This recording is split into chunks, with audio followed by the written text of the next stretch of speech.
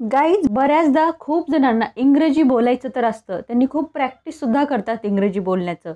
पण काय होतं, ज्यावेळेस ॲक्च्युली इंग्रजी बोलण्यासाठी तुम्ही स्टार्ट करता त्यावेळेस तुम्हाला वाक्य आठवतच नाहीत. यासाठी गाईज तुम्हाला काय करायचं आहे किंवा यासाठी कोणत्या ट्रिक्सचा यूज करायचा आहे ते आपण आजच्या व्हिडिओमध्ये बघणार आहोत. व्हिडिओ शेवटपर्यंत जरूर बघा, खूप युजफुल असणार आहे. या व्हिडिओमध्ये आपण पहिली ट्रिक्स बघा आपली काय आहे. तुम्हाला ॲम, इज, आर, वॉज, वर किंवा विल बी याचा यूज कसा करायचा हे जर माहीत झालं तर तुम्ही अर्ध्यापेक्षा जास्त सेंटेन्स खूप चांगल्या प्रकारे बनवू शकता. टू बीचे वर्बसुद्धा याला म्हणतात, बरोबर. आता गाईज इथं बघा, तुम्ही म्हणाल की मॅडम तुम्ही आम्हाला ट्रिक्स सांगताय का ग्रॅमर शिकवताय? नाही, मी तुम्हाला ग्रॅमर शिकवत नाही आहे. फक्त तुम्हाला एखादी, समजा आपण मराठीत ज्यावेळेस मराठी बोलायला सुरू करतो त्यावेळेस आपल्याला तिथले व्यंजन बाराखडी माहीत असणं गरजेचं असतं. तसंच इथे पण आहे. तुम्हाला ॲम, इज, आर, वॉज, वर, विल बी याचा यूज जर एकदा कळाला तर खूप सारी सेंटेन्स तुम्ही बोलू शकणार आहात डेली यूजमधले. आता याचं एक्झाम्पल बघा, मी तुम्हाला सांगते. फॉर एक्झाम्पल, राम काय आहे, राम कसा आहे आणि राम कुठं आहे, ही 3 सेंटेन्स आहेत. आता ही 3 सेंटेन्स आपण ह्या ट्रिक्सनं बनवणार आहोत.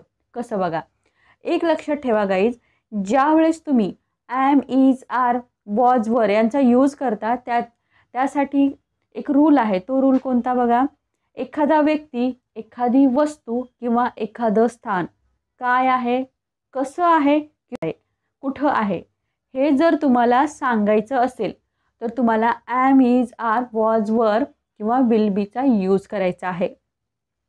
आता इथे अजून एक गोष्ट लक्षात ठेवा, ज्यावेळेस तुम्ही प्रेझेंटची सेंटेन्स बोलता त्यावेळेस तुम्हाला ॲम, इज, आरचा यूज करा. अशीच सेंटेन्स ज्यावेळेस तुम्ही पास्टमध्ये बोलता त्यावेळेस तुम्ही वॉज, वरचा यूज करा. आणि अशीच सेंटेन्स ज्यावेळेस तुम्ही फ्युचरमध्ये बोलता त्यावेळेस तुम्हाला विल बीचा यूज करायचा आहे. Guys, am, is, are, will be तुम्हाला डीपमधून जर शिकायचं असेल तर याचा व्हिडिओ आपल्या चॅनलवरती अवेलेबल आहे. तिथे जाऊन हा व्हिडिओ तुम्हाला बघायचा आहे. तुमचे खूप सारं कन्फ्युजन दूर होईल. आता इथे बघा याचा यूज कसा करायचा. आता तुम्हाला मी सांगितलं प्रेझेंट, पास्ट आणि फ्युचरमध्ये काय काय यूज करायचं, बरोबर. आता काय आहे, राम कसा आहे आणि राम कुठे आहे, हे तिन्ही गोष्टी ॲम, इज, आरला बरोबर मॅच होत आहेत. म्हणजे एखादी वस्तू, एखादा व्यक्ती किंवा एखादं स्थान कसं आहे, काय आहे, कुठे आहे हे आपल्याला सांगायचं आहे. म्हणजे इथे सिंपल डोळे झाकून तुम्हाला ॲम, इज, आर, वॉज, वरचा यूज करायचा आहे. राम हा आपला काय आहे, सब्जेक्ट आहे. आता बऱ्याच जणांना सब्जेक्ट कन्फ्यूज झाला असेल तर मी सांगते का, जर कोणतीही गोष्ट करणारा जोही असतो त्याला आपण सब्जेक्ट म्हणायचं आहे. एखादी कोणतीही गोष्ट करणारा काय असतो, तो सब्जेक्ट. आता हे सब्जेक्ट काय काय असू शकतात, इथं subject he, she, it, Ram, Shyam, Sita, Gita हे सगळे काय असतात आपले सब्जेक्ट. सब्जेक्ट तुम्हाला क्लिअर झालं. आता बघा, राम काय आहे, राम काय आहे म्हणजे त्याची तुम्ही आयडेंटिटी विचारलेली आहे. तो स्टुडंट आहे, तो डॉक्टर आहे किंवा तो टीचर आहे, असं तो काहीही असू शकतो, ते तुम्हाला सांगायचं आहे. फॉर एक्झाम्पल आपण स्टुडंट घेऊया. Simple, Ram is a student. कारण आहे आला आहे म्हणून मी प्रेझेंटचं यूज केलं ॲम, इज, आर. जर इथं राम काय होता असं जर आलं असतं तर मी वॉज, वरचा यूज केला असता. आणि राम काय असेल असं जर असतं तर मी विल बीचा यूज केला असता. आता क्लिअर झालं तुम्हाला. आपलं सेंटेन्स होईल राम इज अ स्टुडंट. आता का आलं हे जर तुम्हाला माहीत नसेल तर चॅनलवरती व्हिडिओ आहे, तो बघायचा आहे. ॲन आणि द हे कधीही यूज करायचं. खूप चांगल्या प्रकारे तिथे सांगितलं आहे, तुमचं सगळं कन्फ्युजन दूर होईल. आता सेकंड सेंटेन्स बघा, राम कसा आहे.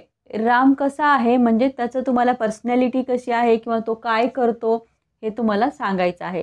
आता फॉर एक्झाम्पल, राम उंच असू शकतो, राम बुटका असू शकतो किंवा राम हुशार असू शकतो. आता यापैकी आपण घेतो की राम हुशार आहे, तर काय म्हणणार इथे, Ram is a clever boy. Ram is a clever boy. Second solve झालं आपलं. आता थर्ड बघा, राम कुठे आहे. कुठे म्हणजे कसं, म्हणजे आता तो एक स्टुडंट आहे, तो हुशार मुलगा आहे, तर सिंपल गोष्ट आहे की तो कुठे असणार, स्कूलमध्ये असणार किंवा घरी असणार.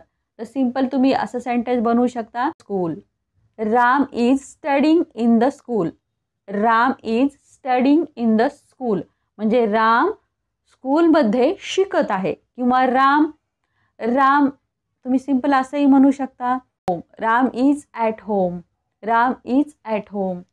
किंवा जर तो एखादा डॉक्टर असेल, इंजिनियर असेल, तर तुम्ही काय म्हणाल तर की Ram is in the office, असं याला तुम्ही बोलू शकता. आपले पहिले 3 सेंटेन्स सॉल्व झाले. आता तुम्ही लक्षात ठेवा, डोळे झाकून कधी एखादी व्यक्ती कशी आहे, कुठे आहे किंवा काय आहे हे तुम्हाला सांगायचं असेल तर सिंपल डोळे झाकायचं आहे आणि तुम्हाला ॲम, इज, आर, वॉज, वर, विल बीचा यूज करायचा आहे.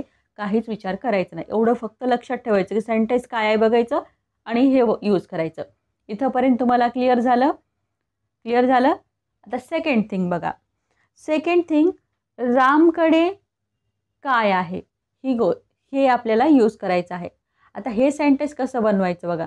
अशी सेंटेन्स बनवण्यासाठी एखाद्याकडे एखादी वस्तू आहे, एखाद्याकडे काहीतरी आहे किंवा एखाद्या जवळ काहीतरी आहे, हे जर तुम्हाला सांगायचं असेल तर तुम्हाला सिम्पली तिथं टू हॅवचे वर्ब यूज करायचे आहेत.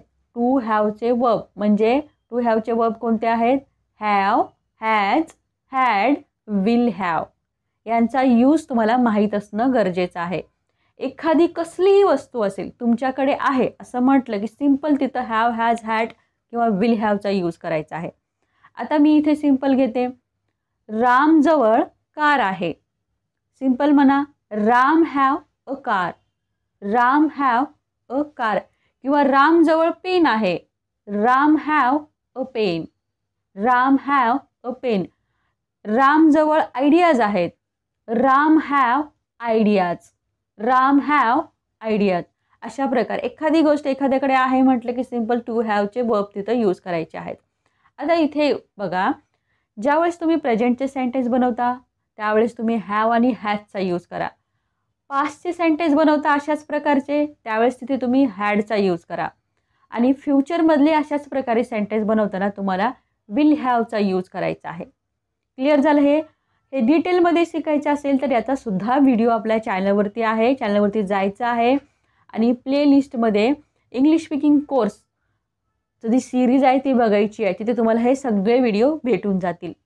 सेकंड ट्रिक्स तुम्हाला कळाली. आता अशी सेंटेन्स आलं की विचार करायचं की बा काय जवळ आहे म्हटलं की डोळे झाकायचं, have, has, had, will have, ज्याही टेन्स वाईज तुम्हाला याचा यूज करायचा. आता थर्ड थिंग बघा, थर्ड ट्रिक्स काय आहे बघा. थर्ड ट्रिक्स आहे तुम्हाला ॲक्शन वर्ब माहीत असायला पाहिजे. आता बरेच जण म्हणतील की मॅम हे ॲक्शन वर्ब म्हणजे काय?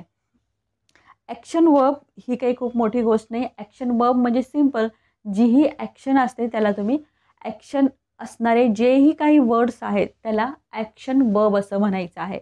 फॉर एक्झाम्पल, खाणे, बसणे, उठणे किंवा जाणे, येणे हे सगळे काय आहेत? आपले ॲक्शन वर्ब आहेत. हे ॲक्शन वर्ब तुम्हाला इंग्लिशमध्ये माहिती असणं गरजेचं आहे आणि त्याचसोबत त्याचे फॉर्म्ससुद्धा माहीत असणं गरजेचं आहे. आता बरेच जण म्हणतील की मॅम्स हे फॉर्म्स म्हणजे काय? बघा, जाणे हे आपलं ॲक्शन वर्ब आहे. याला इंग्लिशमध्ये काय म्हणता तुम्ही? गो. गो, गो हे फर्स्ट फॉर्म झालं. सेकंड फॉर्म आहे वेंट. थर्ड फॉर्म आहे गॉन. फोर्थ फॉर्म आहे गोईंग. मग आपलं काय झालं? गो, वेंट, गॉन आणि गोईंग हे आपले काय झाले? वर्ब्सचे फॉर्म्स झाले. हे तुम्हाला माहीत असणं गरजेचं आहे. हे जर तुम्हाला माहीत नसेल तर बरीच सेंटेन्स तुम्ही बनवू शकणार नाही. आणि तुम्हाला हे तुम्हाला खूप सारे ॲक्शन वर्ब जर माहिती करून घ्यायचे असेल याचे सुद्धा व्हिडिओ आपल्या चॅनलवरती आहेत.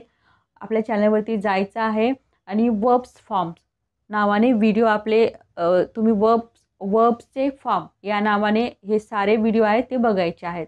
खूप सारे ॲक्शन वर्ब आहेत तिथे, तुम्हाला खूप युजफुलसुद्धा होतील ते सगळे ॲक्शन वर्ब. आणि हे तुम्हाला माहीत पाहिजे तरच तुम्ही सेंटेन्स बनवू शकणार आहात. आणि याच सोबत ॲक्शन वर्ब सोबत तुम्हाला टेन्स म्हणजेच काळ हे सुद्धा चांगल्या प्रकारे माहीत असणं गरजेचं आहे. आता बघा, तुम्ही बरेच जण म्हणताल की मॅम टेन्स कशाला माहिती पाहिजे? टेन्स माहिती असणं गरजेचं आहे. ज्यांना टेन्स डिटेलमध्ये शिकायचं असेल तर त्यांनी आपल्या चॅनलवरती जायचं आहे. तिथे मी टेन्सवरती सुद्धा आपला व्हिडिओ आहे, सगळ्या टेन्सवरती, तो बघा. तुम्हाला खूप कमी वेळामध्ये खूप चांगल्या प्रकारे तिथं सांगितलेलं आहे, तुम्हाला पटकन समजून जाईल. आता ॲक्शन वर्बसोबत टेन्स माहीत असणं गरजेचं आहे. आता याचं एक्झाम्पल बघा. आपलं सेंटेन्स आहे की राम काय करतो, हे सेंटेन्स आपल्याला ॲक्शन वर्ब. आता पहिलेच आपण 3 सेंटेन्स कसे, काय आहे, कसा आहे, कुठे आहे, हे ॲम इज आरने बनवले, बरोबर. आणि सेकंडवालं माझ्याजवळ आहे. सेकंड ट्रिक्स काय आपली, माझ्याजवळ आहे, कडे आहे, यासाठी तुम्ही हॅव हॅजचा यूज करायला मी तुम्हाला सांगितला. थर्ड ट्रिक्समध्ये मी तुम्हाला काय सांगते, ॲक्शन वर्ब आणि टेन्सचा यूज करायचा आहे. आता याचं एक्झाम्पल बघा. राम काय करतो म्हणजे त्याचं तो काय करतो हे तुम्हाला सांगायचं आहे. मी सिम्पल लिहिते की राम खेळतो. तुम्ही राम खेळतो इंग्लिशमध्ये काय होईल, Ram plays. Ram plays. Play आपलं काय आहे, खेळ. प्ले म्हणजे खेळणे, हा आपलं काय आहे, ॲक्शन वर्ब आहे, बरोबर. राम काय, मी तुम्हाला इथे क्वेश्चन नाही विचारलेला आहे राम काय करतो. मी सिम्पल सांगितलं आहे की राम हे एक एक्झाम्पल घेतलेलं आहे. राम हे काय मी एक्झाम्पल घेतलेलं आहे की राम काहीतरी करतो. हे जर तुम्हाला सांगायचं असेल, काहीही करू शकतो, तो खेळू शकतो, अभ्यास करू शकतो किंवा काहीही करत असेल, अशा गोष्टी सांगणारे जे सेंटेन्स असतात की एखादा व्यक्ती किंवा एखादी वस्तू असेल किंवा कोणीही असेल काहीतरी करतोय, अशा प्रकारचे जे काही सेंटेन्स असतात ते सांगण्यासाठी तुम्हाला ॲक्शन वर्ब प्लस टेन्सचा यूज करायचा आहे. म्हणून अशी सेंटेन्स बनवण्यासाठी तुम्हाला ॲक्शन वर्ब आणि टेन्स माहीत असणं गरजेचं आहे. आता आपण अजून एक एक्झाम्पल बघूया, तुम्हाला चांगल्या प्रकारे समजेल. आता बघा, मी जर म्हटलं की राम खेळत आहे, तर तुम्ही सेंटेन्स आता हे कसं बोलणार, किंवा जर पहिलंच सेंटेन्स होते की राम खेळतो, राम इज प्ले, असं पण आपण म्हणू नाही शकत. तर यासाठी टेन्सचं नॉलेज पाहिजे. राम खेळतो हे प्रेझेंट टेन्सचं सेंटेन्स आहे, सिम्पल प्रेझेंट टेन्सचं. म्हणून आपण राम प्ले, राम प्लेज असं घेतलं आणि जे ॲक्शन वर्ब आहे त्याला यस लावलेलं आहे, बरोबर. आणि सेकंड सेंटेन्स काय आपलं, राम खेळत आहे. हे जे सेंटेन्स आहे याचं इंग्लिशमध्ये काय होईल, Ram is playing. Ram is playing. आता इथं इज का आलं आणि ॲक्शन वर्बला म्हणजेच प्लेला ING का लागलं, हा बऱ्याच जणांना प्रश्न पडलेला असेल. गाईज, हे जे सेंटेन्स आहे ते सिम्पल कॉन्टिन्युअस टेन्सचं सेंटेन्स आहे, सिम्पल प्रेझेंट कॉन्टिन्युअस टेन्सचं सेंटेन्स आहे. आणि सिम्पल प्रेझेंट कॉन्टिन्युअस टेन्समध्ये हेल्पिंग वर्ब काय असतात, हेल्पिंग वर्ब काय असतात, ॲम, इज, आर, हे आपले हेल्पिंग वर्ब्स असतात. आणि त्यासोबतच तिथे ॲक्शन वर्बला ING लावायचं असतं. म्हणून आपण हे सेंटेन्स काय बनवलं, राम इज प्लेइंग.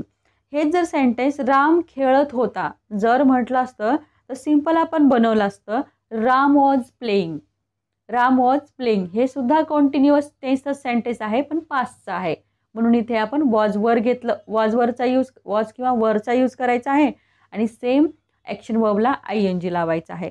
ही म्हणून तुम्हाला काय माहिती का, जर टेन्स माहीत असेल तर तुम्ही अशी सेंटेन्स खूप फटाफट बनवू शकता. आणि इंग्लिश बोलण्यासाठी एवढ्या जर गोष्टी तुम्हाला माहिती झाल्या तर तुम्ही कसल्याही प्रकारचं सेंटेन्स बनवू शकता आणि फटाफट इंग्रजी बोलू शकता. तर तुम्ही या 3-4 ट्रिक्स जर तुम्ही फॉलो केल्या आणि ह्या 3-4 ट्रिक्सवर जर तुम्ही काम केलं तर तुम्ही खूप चांगल्या प्रकारे इंग्रजी बोलू शकणार आहात, सोबतच इंग्रजी लिहूसुद्धा शकणार आहात.